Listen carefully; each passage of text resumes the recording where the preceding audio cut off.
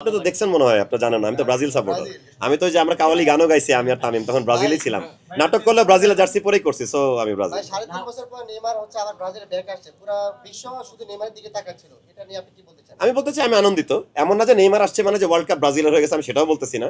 এবং এটা একটা আলাদা আবেগ, বুঝছেন না, মানে একটা মানুষ রিটায়ারমেন্টে চলে যাবে, তার এটা খেলে যাওয়া উচিত আর কি, এটা আমি মনে করি। ইনফ্যাক্ট অন্য দলেরও যারা সাপোর্টার তারাও এই ব্যাপারটাতে আনন্দিত, আমি খেয়াল করছি। যেমন ধরেন আমি ব্রাজিল সাপোর্ট করলে কি হয়েছে, আমি কি মেসির ফ্যান না? মানে এতটাও তো ইয়ে না আসলে যে ওটা আমার দেশ, এমন এত আবেগে জড়িত না। বাট অ্যাপ্রিসিয়েট করি আর কি, যে আমাকে ভালো লাগছে ওই রাত্রেবেলা যখন জানছি যে